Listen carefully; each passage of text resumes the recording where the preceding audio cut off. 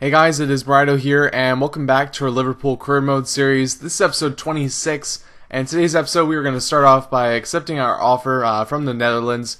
We got this deal here. You can see that we have some high expectations on ourselves in the job, but I'm excited to take it on. You guys wanted to see them as our new international team, and we're going to be taking on the role as the manager of this international club. So stay tuned for that, as we don't play in this episode, but next episode we go on an international break, so you can stay tuned for that one. And you can see here that we have a little bit of info on them. We got a bunch of friendlies coming up. Bulgaria and Scotland are the teams that we'll be playing in the next episode. Then we play New Zealand and then Norway after that. I believe a couple games against Russia as well coming up in the near future as well. And besides from that, they're all friendly games, so really not too exciting fixtures at this point. But we will be going into the World Cup in the summer, so that'll be kind of the fun thing that we can get excited for, and for the time being we can get a little bit acquainted with our squad and also see our younger players grow. I've already submitted the squad for the next international break, but we'll go over that in the next episode. You guys can see what type of players that we're working with, and also leave the comments on who you'd like to see in the team. Obviously the next episode is kind of already set in stone, but you know, in the future you guys want to see certain players get chances, get opportunities, and we can definitely give them a shot. And we're really not playing two top-end teams or friendly matches as well, so we can really experiment and find who we want to give chances to. And in the way we are right now, we can give guys opportunities and they can kind of grow in their roles. So it's a good chance to really kind of get familiar with the squad and also get familiar with what players we want to use going ahead into the World Cup. Moving on though, we're going to just talk about Liverpool here, obviously, because we got 3 games of Liverpool in this episode. We're starting off the Champions League matchup here, playing against AZ in this one, a team that I'd probably consider out of Zenit and Milan probably the worst team out of the bunch, but they're still a good squad, and they showed that too with their opening draw against Milan. So with that said, I didn't try to underestimate them. I really took them at full measure, as I knew that this team, especially away from home, or at home for them, would give us a good challenge. And we have Carroll up front in this one, so started doing some long ball tactics early on in this game, and we got some good chances actually to start off there, as Holtby gets an opportunity here, putting it into the box to Skirtle, just misses that header, but he gets one more opportunity to do something here. In the 15-minute, Lewis Holtby gets a goal for us, a nice goal by him. He's you know, a player that we brought in. I'm really excited by his performances as of late. We've really filled our midfield roles though, so it is harder for guys like him to get into the squad. We have guys like Merkel, Bender. You know, Leva's probably the one that's on the outside most now, because he really doesn't have that great of an offensive game. But we're trying to mix it up as much as we can, and you know, give guys as much opportunities and keep everybody happy, which, you know, is a good thing, but also it makes it a little bit harder to keep a good balance in the squad. AZ though, later on in the first half, gets a goal there for himself, and almost gets another one, the volley chance off the post there. And yeah, we had a good start to this game, but we really started seeing that they had a great you know, front 3 there, who they had 2 players on the wings. Really not familiar with either of them, but really doing a good job there, feeding the balls into the box, and they were getting plenty of opportunities in the first half, even controlling most of the possession. So heading into the second half here, tried to play a little bit more of a possession game, just trying to control the ball, because whenever AZ were getting the opportunities, they were really either getting capitalizing chances or getting good ones there. There was a great chance for Lucas Leiva, but he just kind of scuffs the shot essentially, and just kind of touching on the point that I did make before we bring him off here. He's a good player defensively, but there are points where I get really frustrated with him on the offense, because I like bringing my midfielders up into the play when we can get a little bit of the possession going, and whenever he gets a great chance on the ball there, he usually seems to fluff on it. So, you know, guys like Merkel, Gerrard, Allen, and Bender are all guys, including Holtby as well, that, you know, I consider, you know, above Lucas Leiva at this point. Here though, in the 81st minute, Gudmundsson there gets a goal for AZ, so we are down 2-1 in this one. An unfortunate turn of events after getting that early goal for ourselves. It wasn't a great finish this game, but we do get an opportunity here for ourselves. Bender with a chance. Great save by the goalkeeper though, largely right at him though, so not too hard for him to handle. Gerrard's able to put one in the box, so, and we do try and make an opportunity off this one, but it really doesn't amount to much, as Alvarado gets the save there. In the 88th minute, though, we get a chance here, once again, trying to get one more opportunity in the last parts of the game. Gerrard gets a chance with the shot, puts it away. 89th minute goal, we get the draw out of this one, so not the win, but we do pick up a point away from home, which I will take, even though it isn't the best result. We have 4 points to start the first 2 games of the group, which is pretty good. The only negative point with the result is the fact that, we're trying to get as many points as we can early on in the Champions League group stage so that we feel more comfortable going into later parts. But still, a draw is a draw. We get a point of. We limit them to only getting a point, and we still sit top of the group. So a good start for us overall, and, a good game in its ways. We did give up those opportunities. They did get great chances, but we also did limit quite a few opportunities going our way too. So that was all right in the end. You can see Milan there actually beat Zenit 4-0. So Zenit, on the outs, they've lost 2 games to start the group, and then Milan now is tied with us at 4 points, but they're actually ahead of us just because of the fact that they are, with a better goal differential. You can see our youth squad report and also our scouted players. We did a scouting. Nothing really coming in there from that, but we still have some good guys here. And Javier Camacho, probably the best guy we have. Great potential. A little bit lower in the overall, but if you give him some time, he can definitely develop into something of a good player. Now here's some interesting news as well. Newcastle United on the verge of joining the wealthy, so they are the first team that's going to get financial backing in our career mode, which will be interesting to see because they're going to get quite a windfall of money. It'll be something that I will monitor and let you guys know what type of players they do bring in the January transfer window and in the summer, so we can keep up to date with that and see what potential changes they will have to the squad going ahead. Now I'm a fan actually of financial backing because of the fact that it leads a little bit to interesting future in the career mode, because at the first, you really know who are going to be the best teams, and it does change over time a bit when you get into later parts of the career mode, as teams aren't always getting the money backing.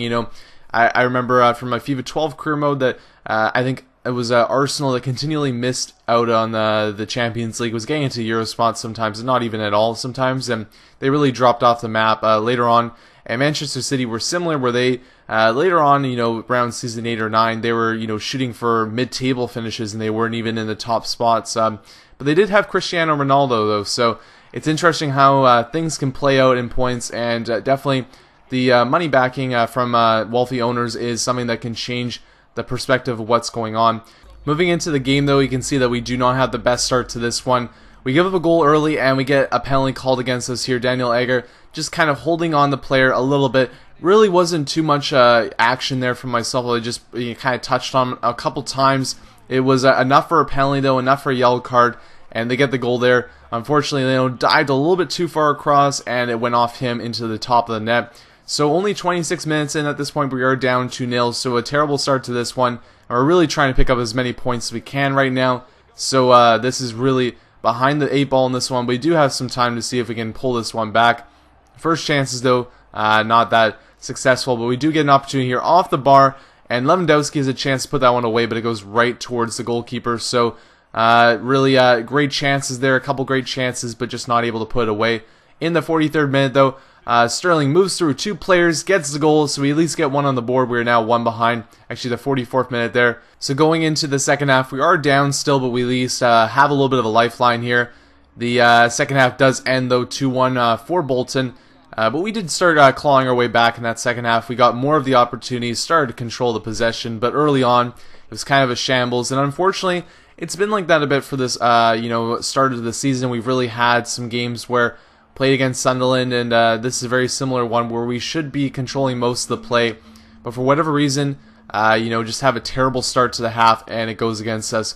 But here we get a great goal by Merkel. He actually just straight up runs halfway across the pitch, is able to get through all the D-men, and puts that one in, kind of actually toe punts it into the net, but still a worthwhile goal, and I was really happy to see him just have that burst of speed get us all the way to the other side there.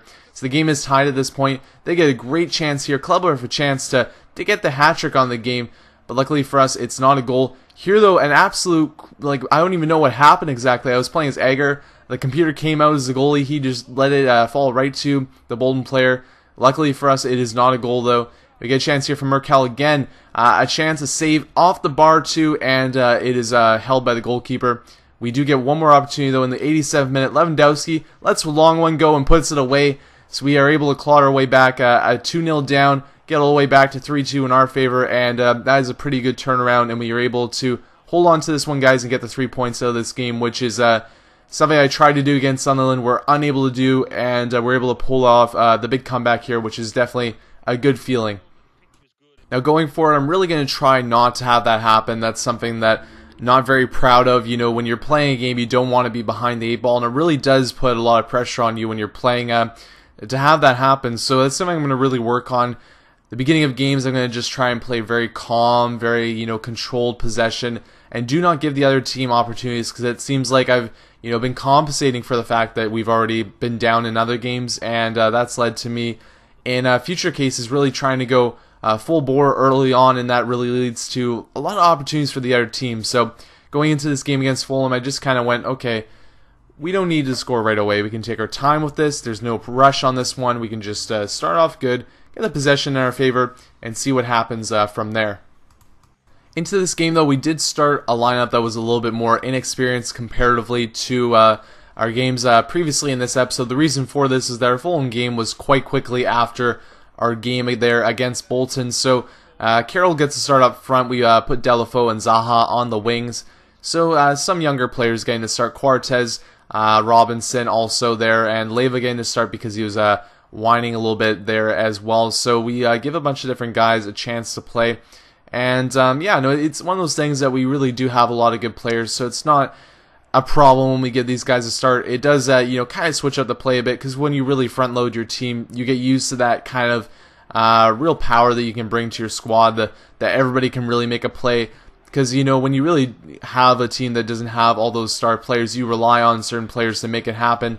And for us, we've really been able to rely on a lot of players to make good opportunities for our team. So it hasn't been so much we've been relying on single players. So whenever I do use the extra guys, the players that are more squad rotation, then I have to remember as well that we need to rely on maybe the guys that are best on the field and pass them a little bit over the others. So in the first half here, we actually have a really good start. Really not that many opportunities for Fulham. We get the early goal there from Steven Gerrard. He's getting the start in this one as well. And it's a 1-0 lead for us going into the second half. And you can see from the stats here as well, pretty good half for us too. We were able to control the possession. Not a lot of shots, but they also didn't get a lot of shots either. I think it's better being that way too. Not overcompensating, like I said, for goals being against. You just keep the game simple. You can get a goal off maybe 1 or 2 shots, create that really great play, and it usually works out more times than not. Once again, here early on in the second half, Andy Carroll getting a goal for us too, so he's having a good game in this one, and we're up 2-0 at the 49-minute mark here. So after this point, we just kind of go into a little bit of a cruise control state as we're well on our way to having a good game here. Fulham are really not getting that many opportunities, if any at all. We do get some chances there. Leva's shot goes a bit wide. We bring him off, bring on another, actually bring Gerrard off and bring on Allen. At that point, Andy Carroll here for chance 2. A save by Stockdale. There's Leva coming off for Shelby. So a couple changes there, but we do get a chance here off the corner. Holtby been taking the corners, and he's been doing a good job. You can see Skirtle here makes up for his miss early on in last game. He gets a goal for himself here. So we're up 3-0 in this one. Very comfortable scoreline for us, and we're able to largely ride this one into the finish line as they do get a chance here. It is wide though, so that was probably the best chance that they did have of the game. And we do get one more opportunity here though off the corner. Holtby putting into the box once again. And I'm saying to you guys, I'm really actually enjoying his play.